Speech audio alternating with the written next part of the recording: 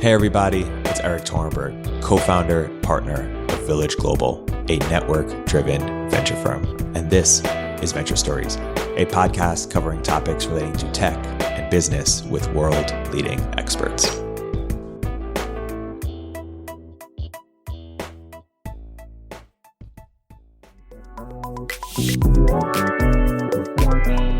Today's guest is Dwane. Anne is currently co-founder and partner of Village Global, an early-stage venture fund that I co-founded with her. Previously, Anne started military.com, Zinch, and was chief business officer at Chegg, which she took public. In this episode, we discussed how to do annual planning, how to do comp models, the role of CBO as an allocative role, and much more. Here's Anne. So Anne, let's go through your career a little bit. Obviously, you started military.com. You sold that to Monster. You, I believe, became CEO at Zinch. You were then CBO at Chegg. How have you thought about how your roles have evolved in your career and how you've sort of evolved as an executive? Sure. And I'll even go back further, which was I started my career in market research, in consumer research. And it was actually using scanner data from like products that are scanned at retail. And it was a key learning for my career because I was very junior, but I had the data. I had the truth, and it let me have influence and impact in the organization. And that's a lesson I've taken with me.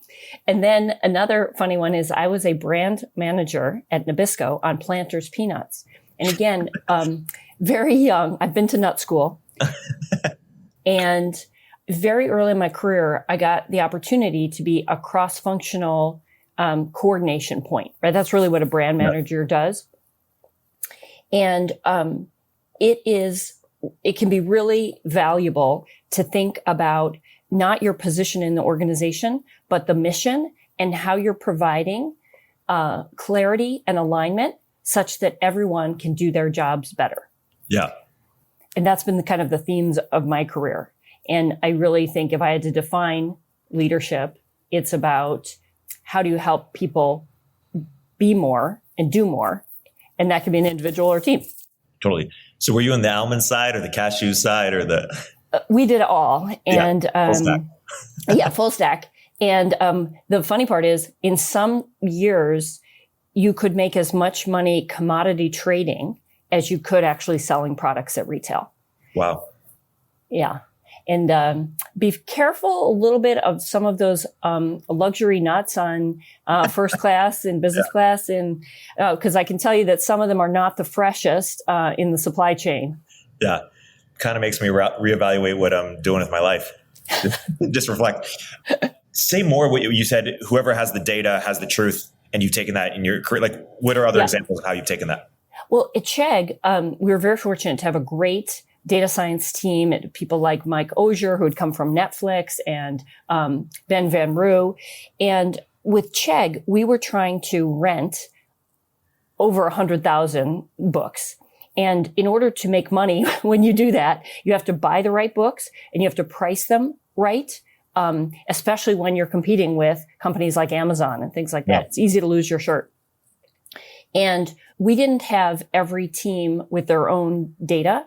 We had one centralized data science team as the source of truth, and they were constantly driving not to have an agenda, but to have real data. And that made decisions throughout the organization really much easier because everyone's entitled to their own opinion, but not their own facts.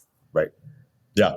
Makes sense. Let's skip ahead and talk about the chief business officer role at Chegg. Talk a little bit about how that role works and how we should think about that role within the context of an executive org. Because, my understanding is that Chegg didn't have a COO role. Correct. And part of that was because Dan Rosensweig, the great CEO of Chegg, had been COO of a company called Yahoo.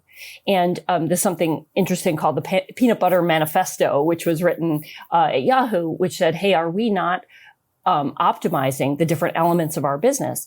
And Dan always worried that if a COO is responsible for both long-term and short-term, especially in a public company or about to go public company, short-term will win. Short-term and measurable will win over innovation, long-term potential. And so we divided the organization, and it was each functional leader, marketing, CTO, whatever, had the responsibility to do things right. And the chief business officer's responsibility was to ensure we do the right things. And so basically it's an allocative role, right? Where do resources get stacked up? And then it's a P&L management role. And it is complicated because it's a matrix. But the benefits were, it really, I think, did unleash more from each functional unit and then kept a good balance on how are we going to make sure we never miss a quarter and we're still thinking about the future. Is it something you recommend when you talk about startups that we advise or that we invested in and they're growing and looking to hire a COO? Is the Chegg path one you potentially recommend to them, or how should startups be thinking about that? I think startups should start very simple and small. And I do think that there is no right org structure. It's really about strategy should drive structure, and personality should also drive structure. So I have come to believe that most CEOs should have a chief of staff, which is how do they get leverage with them? Many CEOs may benefit from a COO who keeps trains running on time. And the key, and this is, I think, the best lesson of management, is clarity. What is each person responsible for? And run with that. Yeah. Chegg, you were there, as it went public, obviously it's a very big org. You were in charge of, allocation decisions, P&L. What were your frameworks for kind of making those decisions, or how do those decisions even get done at an org like Chegg? Well, so one thing was kind of enlightening. We did an exercise. We read the 5 dysfunctions of a team, and we might have read the Thin Book of Trust, which is one of my favorite thing. And we realized that most of the executives were coming to the executive meeting and they would say, well, I'm head of marketing, or I'm head of product, or I'm head of technology, and my team is the technology team or the marketing team. And what we realized is we had to create an executive team of peers that was a high performance team. And, maybe we think about that at Village too, because we're trying to be a partnership, and partnerships are tricky. So think about, the best advice is think about how do you create a highly functional team of peers at every level? And then how do you also create a highly effective team within projects, right? And as fast as you can scale that up. And trust is actually the hardest thing to scale. So using some of those frameworks, reading those books together, talking about them, having a common vernacular is helpful. Okay, but let's talk about decisioning. So ideally, and I think about this as a founder, you want to devolve decision-making to its most proximate level, right? And within reason, too many CEOs are trying to make too many decisions. And if I could go back and do my career over again, my first startups or something, I would exert less control and more clarity of missions so that the person closest to the problem makes the call and then sets up the metrics by which that decision will be measured. And then I think if you can think about setting the event horizon for when you will evaluate the decision. So you could continue, you could stop, or you could go, and you're making an explicit decision.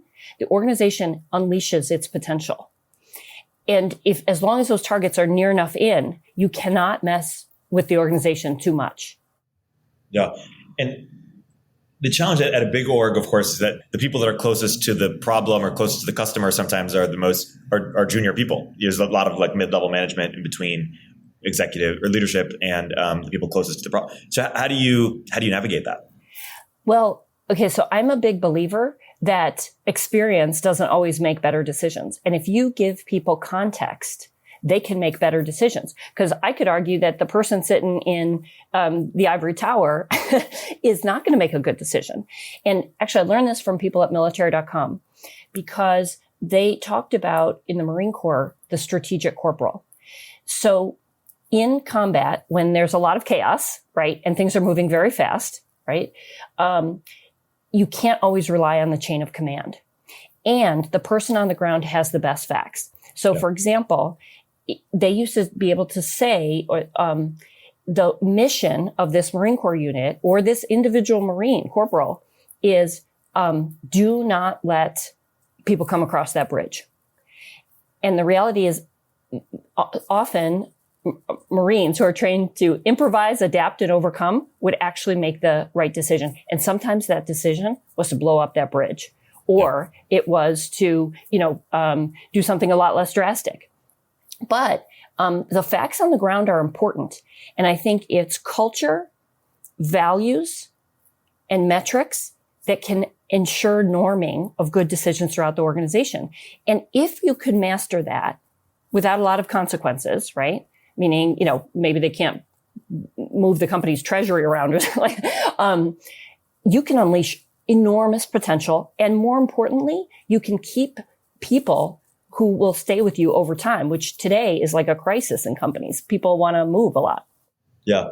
When people ask, hey, you're doing these budget decisions and enormous budgets, and it was like, hey, why is marketing this and BD that and Eng this? Like, how do you sort of think about the percentages or even just frameworks in terms of, why this versus why not that? So there's a lot of different ways to handle this. The funniest I saw was at Nabisco, and we had something called consensus budgeting.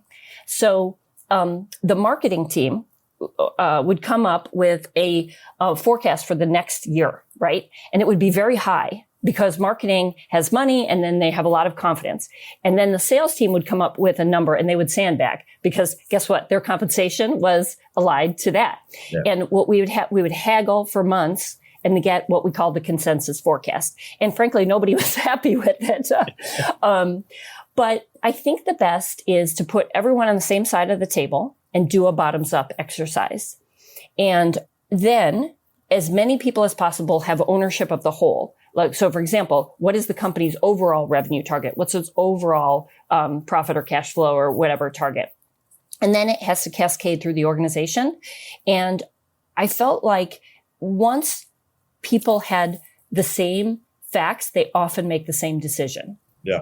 And the other is accountability to those interim milestones that we talked about. So if the Chegg study business, which was a digital subscription business, wasn't hitting their numbers in Q1, there would be a revisiting of, are we going to put more in there to make them hit their number? Or do we reallocate to another group that's outperforming? Yeah. What else is key in just creating really excellent annual plans and making them be successful?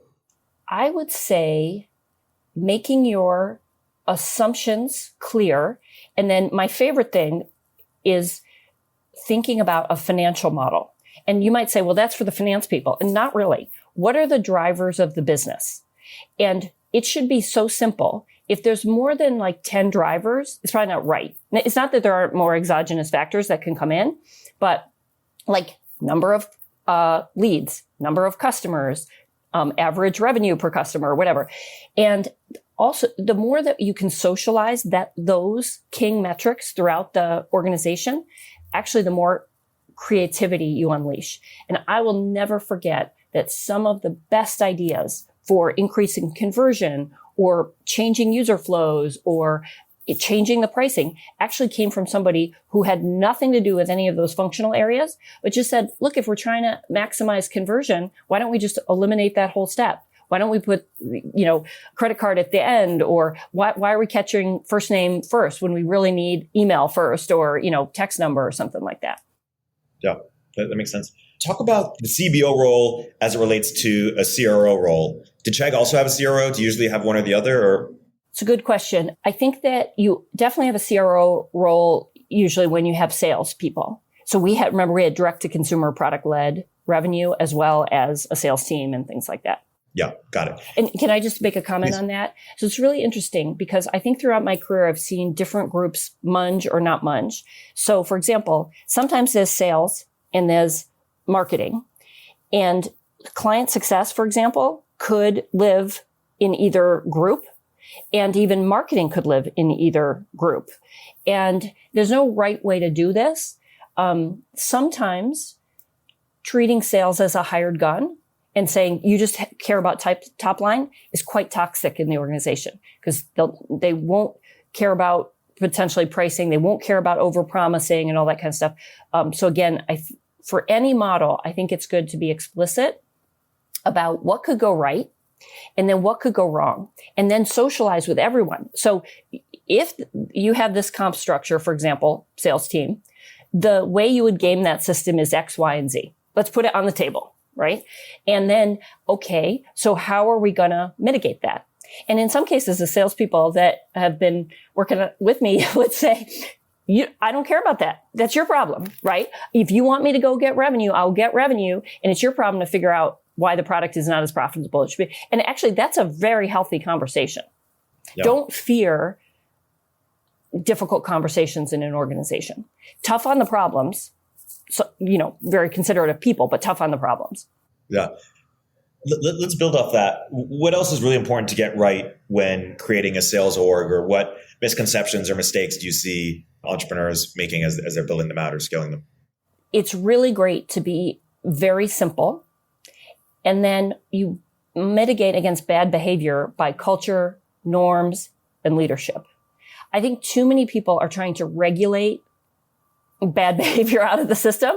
And so they create these really complicated things that actually just slow everybody down, create animosity in the organization. So, for example, I love straight line commissions that maybe potentially change at different places. I like basically, in some cases where you need to really focus on profitability, a commission that's effectively a percentage of gross margin or something like that. But these are all things that should be explicit. And I would say that also many people in sales organizations, surprisingly, are not as transparent as they should be with the salespeople in terms of, is there a second board sandbagging number? Is there something else that we need to be aware of? And many people are just trying to put blinders on the salespeople. And I don't think that's that helpful. Yeah.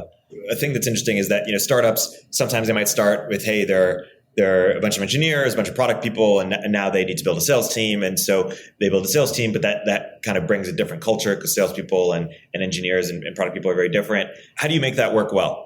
Yeah, it's a great point. And I think founder-led sales are essential because in the beginning, you're still trying to figure out what product to build, right? So founder-led sales, there's no one who sells like a founder. And in some cases, it might be the right move for the founder to continue in sales, even though they have a great product mind.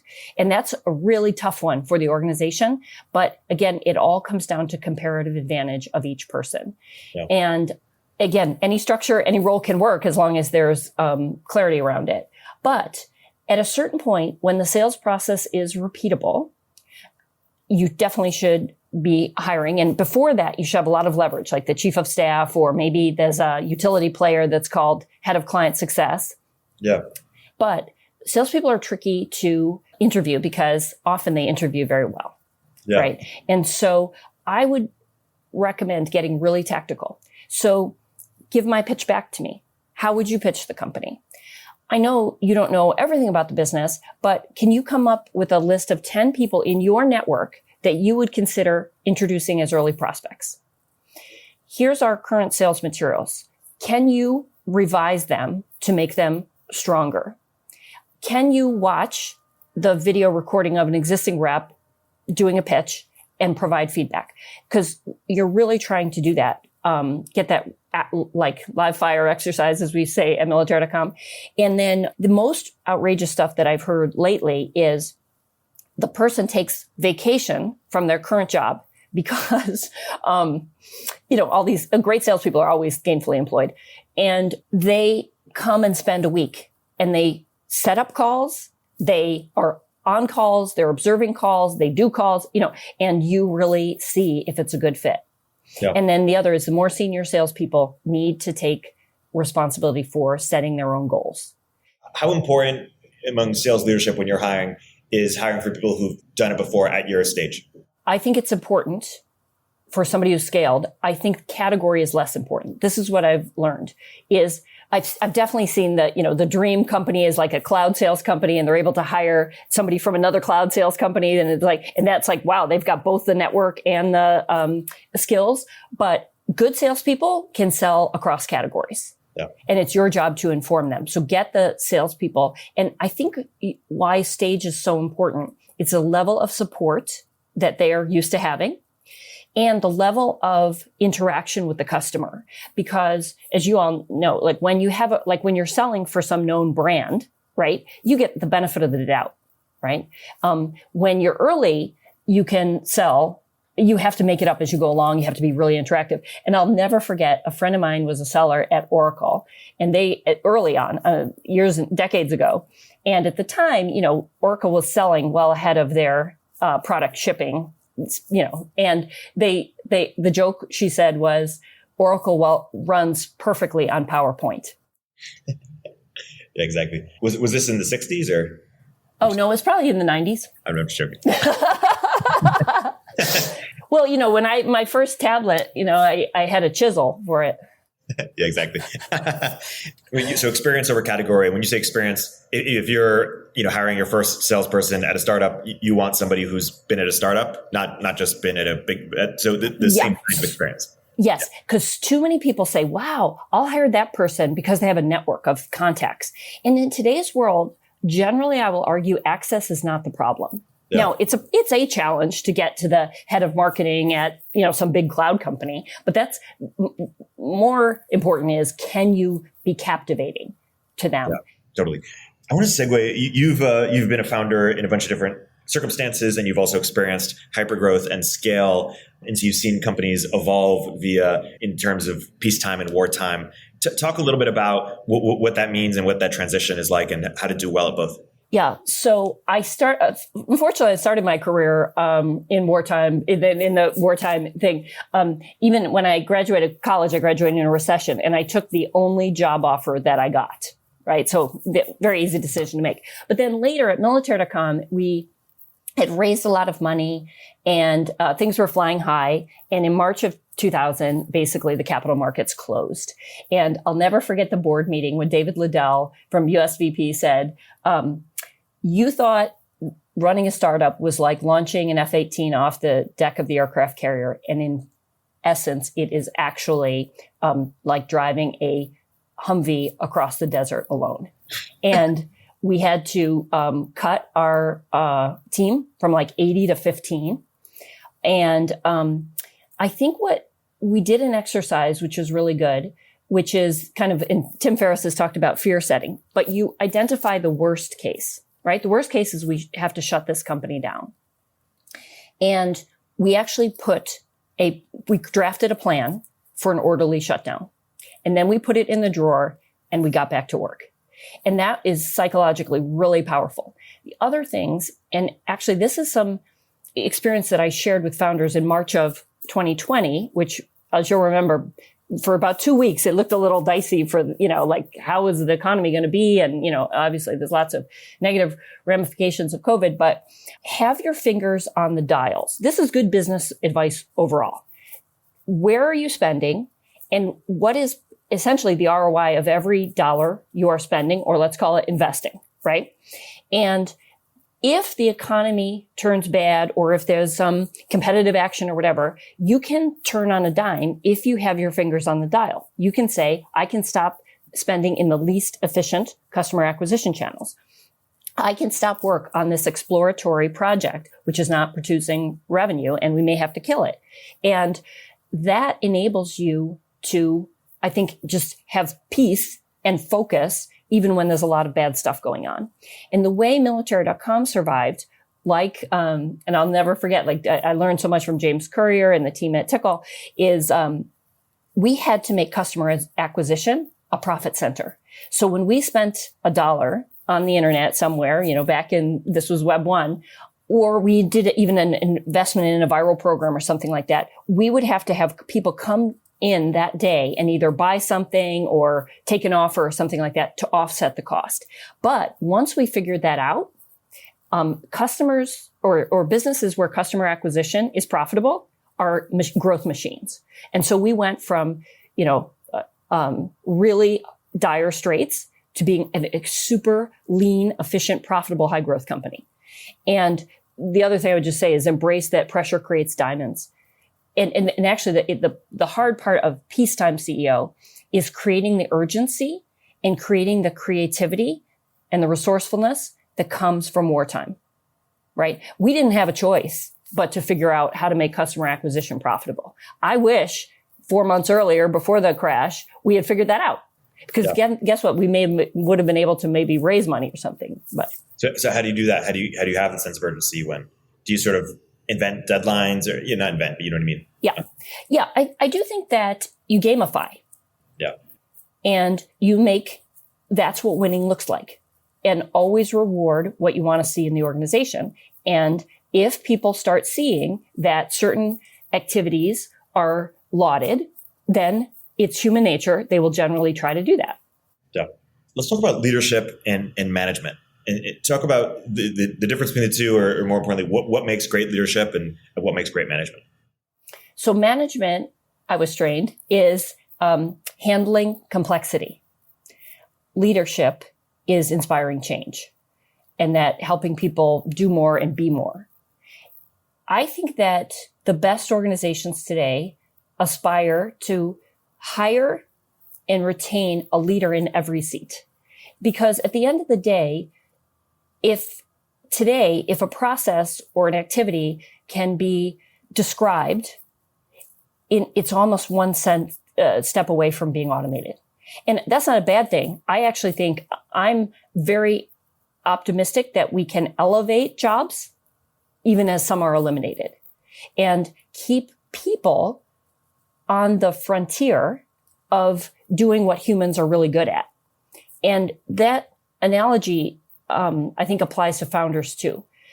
As a founder, I was always looking for, where have we created some stability in a process or a product or something, such that it can be handed off to the next person who now manages that little ecosystem, but it's pretty defined, right? Like it's gamified in the sense of here's the parameters. But the founders, because founders are especially good at being at the messy frontier, and that keeps the organization just moving. But I think we don't want people who just show up and turn the crank, right? It's, how do I make their world better, and how does it interact with others? Yeah. Sam Kirshner has called you the best manager he's ever had. And so for people who are becoming new managers, what's your sort of feedback on whether it's cadence or feedback or just how to become or grow as a manager? Well, the simple answer is care is a competitive advantage, right? And that Maya Angelou quote was, people don't care how much you know until they know how much you care. And so care. And I think the first manifestation of care is a great onboarding. And I'm happy to share, any specific documents or anything like that. But I have a mutual expectations document, which is what you can expect of me and what I expect of you from day zero. And then I think that the best managers don't have a process that they inflict on people. They're trying to light a fire in that person to realize their potential that they have, and work with them on how they want to be managed. Yeah. And try to make that process explicit. So that old Ray Dalio quote, don't just work in the business, work on the business, work on the relationship that you have with that person. Totally. You spent a bunch of time at various stages of your career doing acquisitions. I want to talk about this from both perspectives, but first let's talk about it from the big company perspective. And for heads of corp dev out there, what is the real role in terms of what is the frameworks that people who lead acquisition at big companies are thinking about, and how do you do that job well? Okay, yes. And I think my superpower related to this is having been acquired twice, right? But it should be a build versus buy decision for the company. And so when build versus buy, because right now at OnDeck, our instinct is like, oh, that's going to cost a few $1 million. Let's just build it. But when should one be thinking about build versus buy? Like, what is the right criteria? Yeah. Okay. One is scanning the environment for the relevant options is always a good idea, because they will inform your build scenario, right?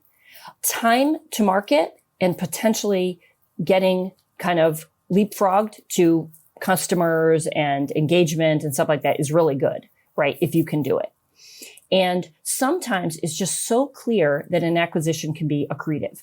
They have a little machine, and if it was plugged into your distribution machine, it would 10x. And so therefore, there's a lot of value being created.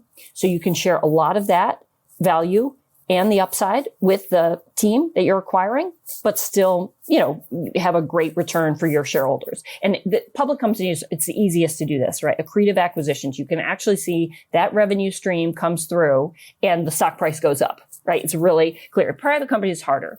And the key thing to remember, I think, for the acquirer thinking about this is, are you acquiring the people or the product or the IP or something like that? If it's people, it's a very different decision. And that's 99% of what we do, because most acquisitions do not realize their potential. And most great founders don't stay with the organization. I mean, the fact that the DeepMind team is so active with Google, right? Like, and I think actually companies like, in big tech like Facebook actually figured out something very difficult. 10 or 15 years ago, it seemed like 90% of founders would churn out. Not the case today. And, if you're going to acquire for people, which is generally, as I said, what's happening, you got to make sure that you can make a great upside and opportunity and autonomy for them. And what's changed? Is it just that Facebook has figured out how to do that, or these big companies, because one, they get way bigger than people have imagined, so there's economic upside, and then they just kind of leave them alone and let them do their thing, even under an independent brand or together. Then you've also seen acquisitions like Periscope at Twitter, which the product itself didn't work, but Kayvon has become such a product executive that maybe it made sense from that angle alone. Yes, all of the above are true. I do think, though, that in many cases, distribution has become so important that it was, you really unlocked a lot by taking a great product and putting it into a big company. Big companies find it hard to innovate. And that's because there's usually some big revenue engine, right? Like, this is the innovator's dilemma, right? There's probably some big legacy engine that attracts a lot of attention and investments and everything like that. And the new people don't get any patience from the organization to go and build, right? Because even as fast as startups move, they're not always perceived as moving fast from, if they were part of a big organization. Yeah. So the Series A companies listening, Series B companies listening, maybe they have something like, 30 million in the bank or 60 million in the bank. And maybe they see, a company that they could buy for like 10% or 15% of the money that they have in the bank. What's the advice you typically think about? Like, what framework should they be thinking about? Okay. So they have cash, and they also may have another currency, which is arguably of a lot of value today, which is equity. And if you believe buying companies with equity is not a bad idea, if you really want to, first of all, incentivize people, but also if you believe that this is going to be very strategic to the company. If it's tactical, use cash, right? But here's the thing. I think it's tempting sometimes to say, well, we'll preserve the equity for ourselves and we'll give these people like a cash only offer. And be careful, because the best founders don't just want a cash payout, or basically you've just given them the seed funding for their next venture, right? Yeah, exactly. I'm going to segue into topics that relate from the founder perspective, and let's start with acquisitions on the founder side.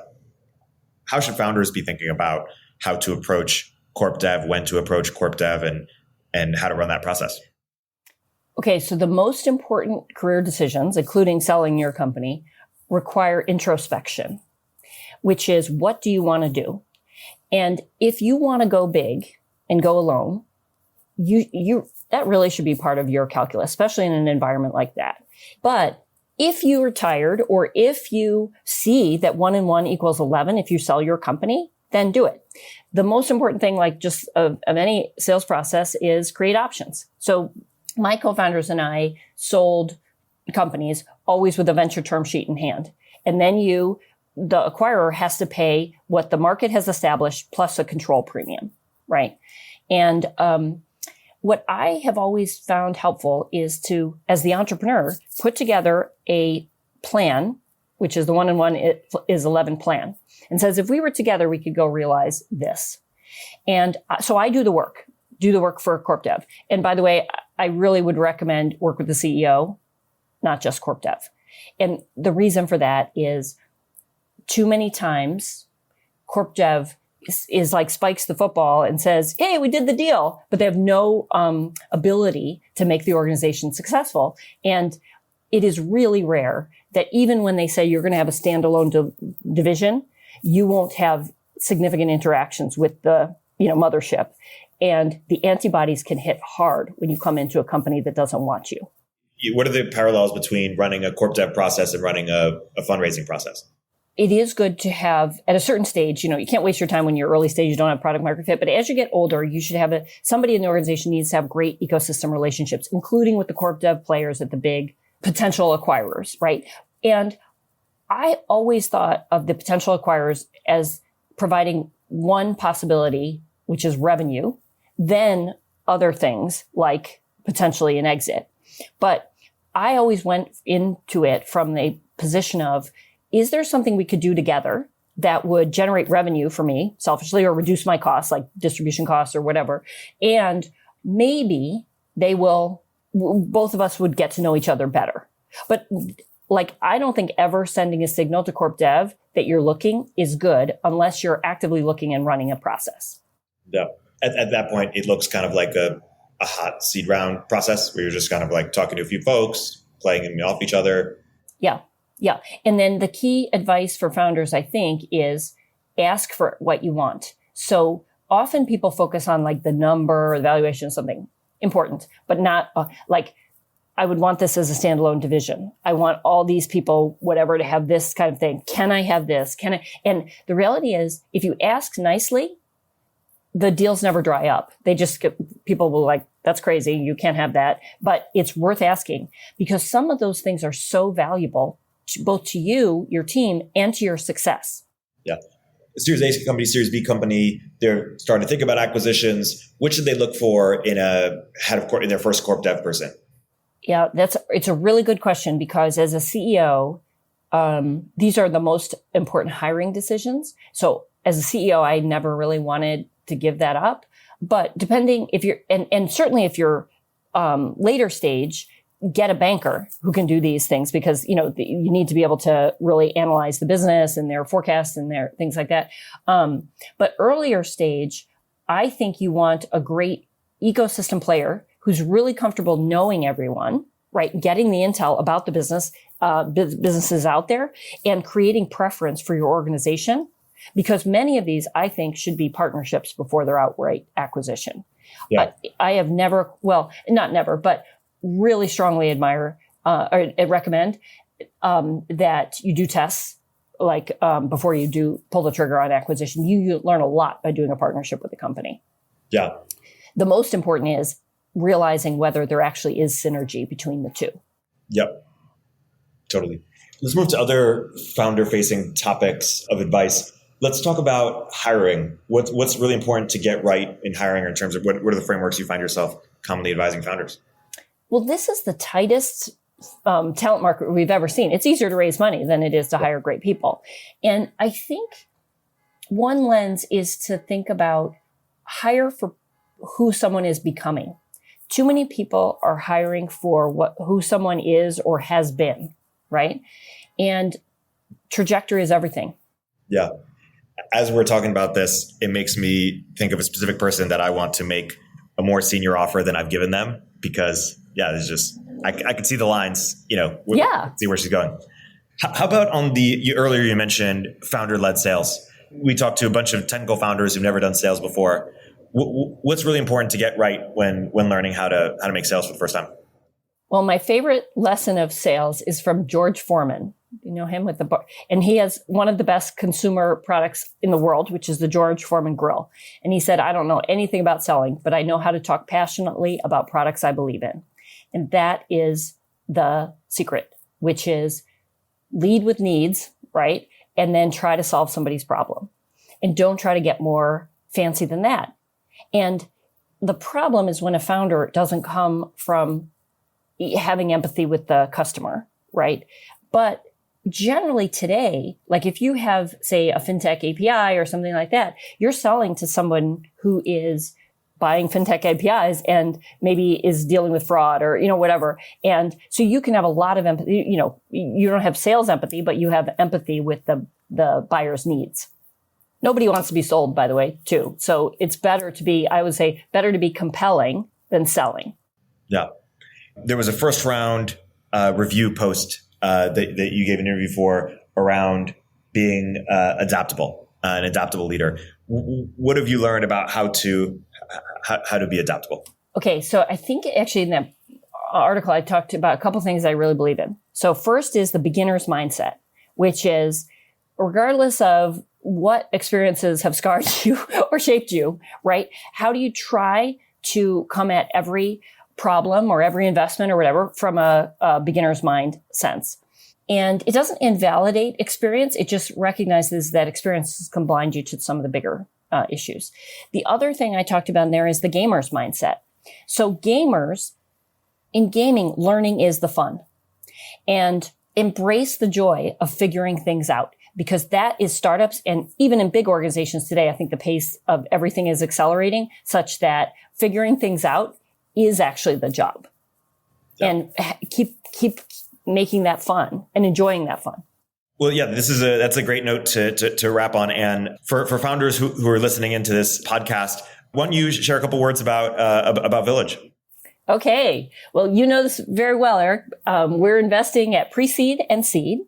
And what we offer founders, hopefully, is a game-changing network that includes peers at the same stage or maybe a couple steps ahead in company building, a bunch of operator angels who have really practical networks and advice and community, and then also our LPs, who are some of the most successful entrepreneurs in the world. They really still have love of the early stage game. And we've had many of them invest directly or support companies as they grow. Awesome. Yeah, I haven't found a VC that founders like working with more. So I'm very lucky to partner with you and invest in great companies. Well, I love working with you, Eric.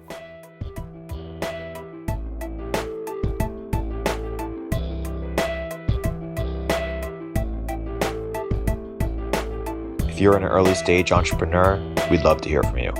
Check us out at villageglobal.vc.